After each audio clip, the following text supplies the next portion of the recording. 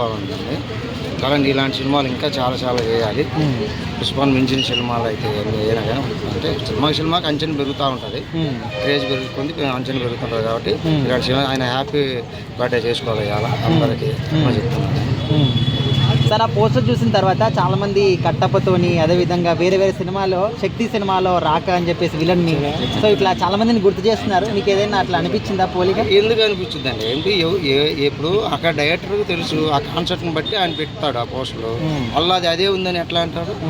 చెప్పు. ఇప్పుడు మీసాలు పెట్టినట్టు అందరు మీసాలు కాదు కదా మరి మరి అంటే ఎగ్జాక్ట్లీ మీకు ఆ పోస్టర్ చూసినప్పుడు ఏమనిపించింది సార్? చాలా బాగుందండి, మంచి ఇట్టు కొడుతుంది, ఇండస్ట్రీ ఇట్టు కొడుతుంది అనేది.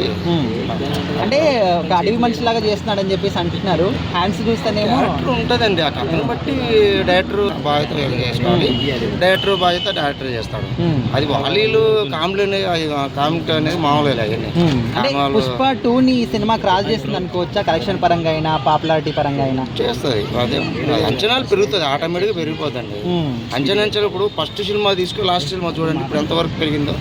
సినిమాకి ప్రతి ఒక్క హీరోకి పెంచుతారు, పెరుగుతుంది. అది అల్లు అర్జునే కదా, ప్రతి ఒక్క హీరో కూడా ఈ సినిమా ఇండస్ట్రీలో ఉండేది అదే కదా. సార్, ఇప్పుడు గంగోత్రి సినిమా చేసినప్పుడు చాలా మంది అసలు ఈయన సినిమాలకి సెట్ కాడు అని చెప్పేసి రిజెక్ట్ చేశారు. ఇప్పుడు ఇండియాలోనే నంబర్ 1 స్థాయికి ఎదిగాడు. మరి జర్నీ గురించి ఏం చెప్తారు? నగిన నాపచేనే పండుతుంది అనేది ఒక శాసనం ఉంది, ఆల్రెడీ శాసనం. ఆ నగిన నాపచేనే పండుతుంది. ఎవరినైనా ఒక మనిషిని కించపరిచి మాట్లాడదు అంత అవసరం లేదు. ఎవరు క్రేజ్ వాళ్ళకు ఉంటుంది, ఎవరు టాలెంట్ వాళ్ళకు ఉంటుంది. కాబట్టి ముందుకు దూసుకొని వెళ్ళిపోతూ ఉంటారు. సినిమా ఇండస్ట్రీ ఏంటంటే టాలెంట్ని గుర్తిస్తారు ముందు. అది